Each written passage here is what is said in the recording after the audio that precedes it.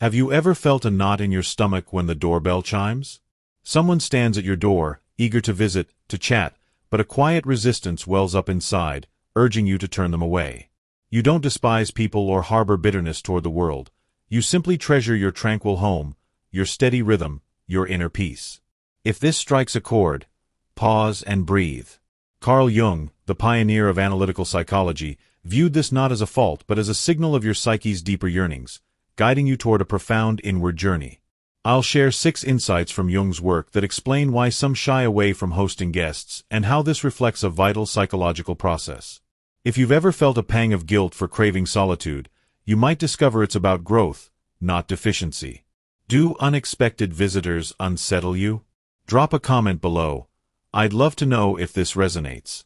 Why do some revel in crowded gatherings while the mere thought of guests leaves you drained? Even with close relationships, a visitor's presence in your space can feel like an intrusion, sapping your vitality. Jung's theories offer clarity on this. Jung defined introversion and extroversion as movements of psychic energy, beyond mere social habits. Extroverts thrive on outward connections, drawing strength from interaction and external stimuli. They come alive in the world's vibrant hum. Introverts, by contrast, replenish through inner reflection, stillness, and solitude. When bombarded by prolonged conversations, unannounced guests, or clamor, their psyche retreats, not out of pride but from a need to conserve energy. Shunning visitors isn't a social failing. It's the architecture of your inner vitality. For introverts, home is a sacred refuge, a haven where the mind finds equilibrium. A guest, even with warm intentions, disrupts this balance, compelling you to wear a social mask, Jung's persona. This shift from your true self is exhausting. Jung saw introversion as a natural inclination of the soul, not a deliberate choice. Suppressing this instinct breeds inner conflict. What others perceive as detachment is often self-preservation, a barrier your unconscious erects to shield your inner world from outside forces. Jung's concept of the shadow, the concealed facets of your personality, is pivotal here. A visitor's presence can stir buried feelings or memories, sparking unease. Imagine this: a guest arrives, you sit and converse, but a vague discomfort surfaces, hard to pinpoint. Their tone or gestures might graze an unexplored corner of your psyche, prompting your shadow to guard your inner self. Jung taught that what remains unconscious shapes your life as fate, appearing as irritation or a sense of violation during visits. The shadow holds not only pain but also latent potential, talents and truths you've yet to claim. Your craving for solitude, especially when guests overwhelm you, may be your shadow signaling a need for space. Heeding this call is an act of bravery. That sense of relief when you shut the door after a long day, slip off your shoes, and simply exist? In Jungian psychology, your home mirrors your soul. Each room reflects a part of you. The bedroom for intimacy, the living room for social roles, the kitchen for emotional sustenance, the basement for the unconscious, the attic for lofty thoughts. A visitor crosses a sacred threshold, bringing external energy that can overpower a sensitive psyche pursuing individuation, the path to your authentic self. Jung taught that your home is a reflection of your inner state. If you feel at ease there, your psyche is in harmony. If visits shatter your calm, your unconscious may be signaling that your soul is still taking shape, not yet ready to open every door. That's perfectly fine. Safeguarding your space is a step toward healing. Have you ever forced a polite smile during a visit, brewed coffee, and made small talk while inwardly wishing for the moment to pass? It feels unkind, but Jung offers insight. The persona, your social mask, is a limited version of you, necessary for society but draining when worn in your sanctuary, where you should be free to be yourself. Wearing this mask during visits, carefully choosing words, managing expressions, fretting over a messy kitchen, depletes your psychic energy. Jung said the persona is vital but not your entire soul. Confusing it with your true self causes your soul to protest. This aversion to visitors isn't about disliking others. It's the toll of pretending when you yearn for peace. Many endure years of masking at home, smiling through fatigue, but you have the right to say no, to prioritize your soul's need for quiet over pleasing others. Society exalts constant socializing, but Jung saw the urge to withdraw as the dawn of a crucial journey: individuation. This is about becoming who you were meant to be, not what others demand. It unfolds in silence, not chaos. Your unease with visitors isn't idleness. It's your soul shielding itself from distractions to hear its own faint whispers. Solitude allows you to unearth what lies within, a process that demands time alone. Jung said loneliness arises not from solitude but from failing to express what matters most, your true essence. Picture an elderly man with a flowing white beard, clutching a lantern on a dark, hushed path, the hermit archetype in Jungian psychology. This figure embodies the call to retreat, not to flee but to seek wisdom. Your reluctance to host guests may be your inner hermit yearning for silence to uncover your unique light. This isn't isolation. It's the courage to face your shadows, doubts, fears, hidden truths, and unearth your inner strength. Your home is your sanctuary, where this transformation takes root. The hermit archetype holds deep significance. It's not about loneliness or rejecting others, but about turning inward for clarity. Jung saw the hermit as a guide, lighting the way to self-discovery. When you feel compelled to avoid visitors, it's your inner hermit urging you to pause, to listen, to reconnect with your essence. This retreat isn't evasion. It's a purposeful act of self-exploration. Your home becomes a sacred space where you confront your inner world, free from external pressures. The hermit's wisdom lies in its invitation to embrace solitude as a path to self-knowledge. Jung believed this archetype represents the soul's quest for meaning, a journey that requires stepping away from the world's noise. When you choose to close your door, you're not shutting out life but opening a door to your inner world. This act of retreat allows you to explore your psyche's depths, uncovering insights that shape your identity and purpose. Following the hermit's path defies society's push for relentless socializing. It's an act of self-love, safeguarding your mental well-being. Embraced, solitude becomes a journey of growth. In quiet, you find answers drowned out by the world's noise. You reflect, heal, and integrate your shadows, forging a quiet resilience that needs no external approval. The hermit reveals that to connect authentically with others, you must first connect with yourself, fostering a presence grounded in inner peace. This inward journey demands courage, especially in a culture that equates busyness with value. The hermit invites you to slow down, to honor your inner rhythm over external expectations. Declining a visit isn't antisocial. It's choosing to respect your psyche's needs. This choice fortifies your sense of self, enabling you to engage with others more fully when you choose to connect. Jung stressed that authenticity springs from this inner alignment, not from conforming to social pressures. The hermit's call is not a one-time event but a recurring rhythm in your life. Each moment of solitude is a step toward integration, a chance to weave together the conscious and unconscious parts of your psyche. Jung saw this process as dynamic, a dance between retreat and engagement. By honoring your need for quiet, you cultivate a strength that allows you to navigate the world with clarity and confidence, free from the need to perform. How do you balance solitude with connection?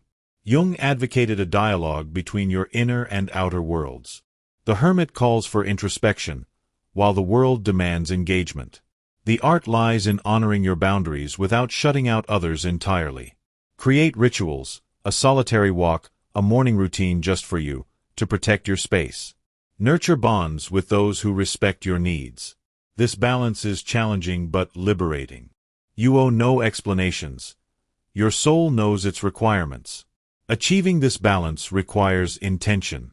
Set aside time for solitude, like an evening with a book or a morning spent journaling, to recharge your psyche. When connecting, choose relationships that honor your energy.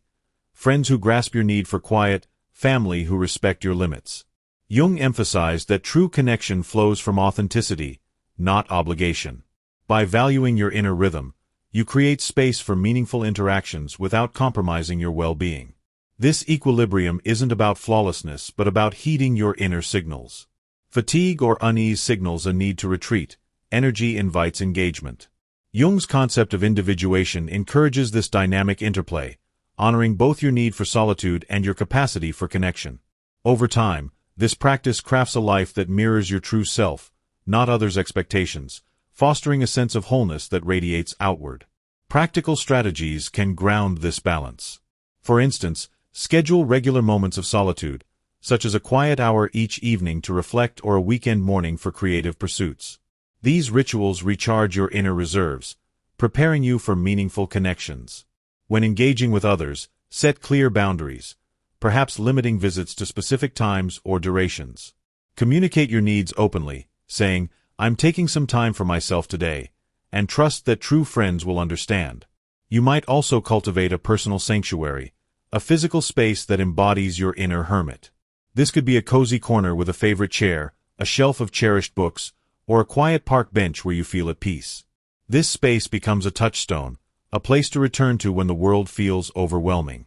By anchoring yourself in such a refuge, you create a foundation for both solitude and connection, allowing each to inform the other. 6 Jungian insights about preferring solitude. 1. Sensitivity to energy. You may be highly attuned to others' psychic fields. Jung noted that the unconscious senses what the conscious overlooks. A visitor's voice, gaze, or unspoken tension carries energy, emotions, stories, that feels heavy, sparking restlessness. This isn't rudeness. It's your psyche reacting to external stimuli. 2. Need for inner space. Introversion is a natural necessity, Jung observed. Solitude realigns your mind, but a single visit can disrupt this equilibrium. What others deem laziness is your psyche yearning for restoration, a moment to breathe free of external demands. 3. Alienation from self. Constant socializing can estrange you from your true self. Jung believed inner stillness allows your essence to surface. Polite chatter or forced warmth pulls you from your core, leaving you disconnected. 4. Shadow activation. A visitor's presence may stir your shadow, repressed memories or traits. A casual remark can trigger unease, not due to the person but because it touches an unintegrated part of your psyche, Jung explained. 5. Individuation's call. Your urge to withdraw may mark the start of individuation, becoming your true self. Jung said this begins when you cease pleasing the world and listen inward. Solitude isn't escape. It's deeper engagement with life. 6. Listening to yourself. You're learning to say no without guilt, to close the door without shame. Every forced smile or insincere gesture betrays your soul. Honoring your boundaries is a step toward authenticity, Jung taught. Jung said individuation means staying true to yourself, even against societal pressures. Embracing your inner hermit while cultivating genuine connections transforms solitude into a sacred space for renewal. Notice your cues, fatigue, irritability, and pause. Say, "I need quiet today," without guilt. Create a cozy nook in your home or a park where your inner hermit feels secure. Be gentle with yourself. You don't need to be socially on constantly. Practical steps can anchor this practice. First, recognize your signals. Exhaustion, unease, or a scattered mind indicate a need for rest. Second, set boundaries clearly. A simple, "I need some quiet time," suffices. Those who care will respect this. Third, establish a personal haven, perhaps a favorite chair at home or a serene spot in nature. This refuge grounds your inner hermit, offering a space for reflection. Fourth, prioritize self-compassion. You don't need to meet every social demand. Your well-being takes precedence. This self-care practice is deeply rooted in Jung's teachings. By honoring your need for solitude, you create room for your psyche to weave together its many threads, light and shadow, conscious and unconscious.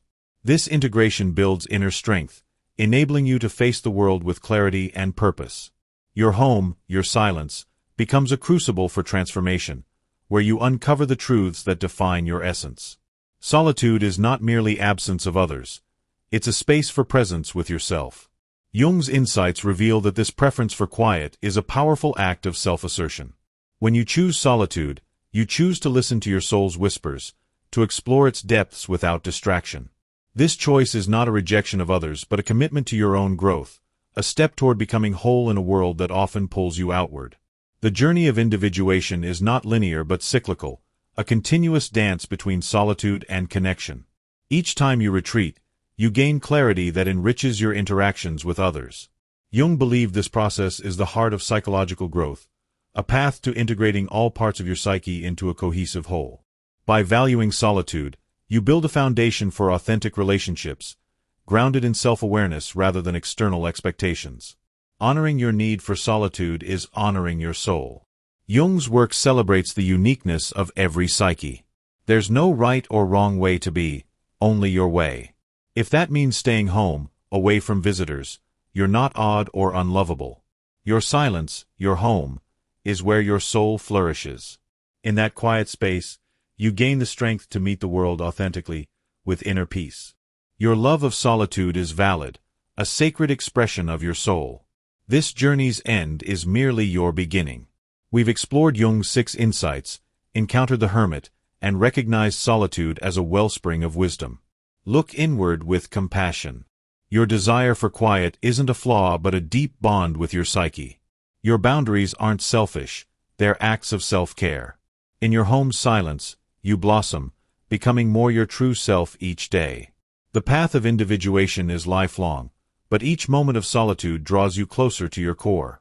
Jung believed true fulfillment comes from aligning with your inner truth, not seeking external approval. When you honor your need for quiet, you embrace the sacred process of becoming whole. Your home is more than a place, it's a mirror of your soul's journey, a space for listening, healing, and growing. Let it be your sanctuary, and let your solitude be your strength. This inner work reshapes how you move through the world. By valuing your solitude, you cultivate a quiet confidence that radiates outward. You learn to engage with others not out of duty but from a place of authenticity, offering your true self without pretense. Jung's vision of individuation is a call to live deliberately, to craft a life that honors both your inner world and your connections with others. As you navigate this path, trust your instincts. Your need for solitude is not a barrier but a bridge to deeper understanding. Each time you choose to close the door, to sit in silence, you're not retreating from life but diving into it more fully. Jung's wisdom reminds us that the soul speaks softly, and only in stillness can we hear its voice. Your home, your quiet, is where this dialogue unfolds, guiding you toward a life of meaning and truth. Embrace this journey with openness. Your preference for solitude is a gift, a chance to explore the vast landscape of your psyche. In the stillness of your home, you uncover insights that the world's noise obscures. You grow stronger, more centered, more yourself. Jung's teachings affirm that this path, though solitary at times, leads to a richer, more authentic connection with the world. This process of self-discovery is not about isolation but about building a foundation for meaningful engagement. By honoring your inner hermit, you create space for reflection that enriches your relationships. You learn to offer your presence fully, without the strain of performance. Jung's insights guide us to see solitude not as withdrawal but as a wellspring of strength, a space where you forge a deeper connection with yourself and, ultimately, with others. Let your solitude be a sanctuary, a place where your soul can breathe. Each moment you spend in quiet is a step toward wholeness, a chance to align with your inner truth. Jung's vision of individuation reminds us that the journey inward is the path to a fuller life. Your home, your silence, is where this transformation begins, where you uncover the light that guides your way. In embracing solitude, you embrace your soul's unique rhythm. You learn to move through the world with authenticity, grounded in the strength of your inner peace. Jung's teachings offer a roadmap for this journey, a reminder that your preference for quiet is not a flaw but a profound act of self-love. Your home is your sacred space, where you grow, heal, and become more fully yourself. This exploration of solitude through Jung's lens is an invitation to honor your inner world. The hermit's lantern lights the way, guiding you through the shadows to uncover your true essence. Each moment of quiet is a gift, a chance to listen to your soul's whispers. In your home's silence, you find not only peace but purpose, a path to living authentically in a world that often demands otherwise. Let your soul's light guide you. Your love of solitude is not a retreat from life but a deeper engagement with it. Jung's wisdom teaches us that true connection, both with ourselves and others, begins in stillness.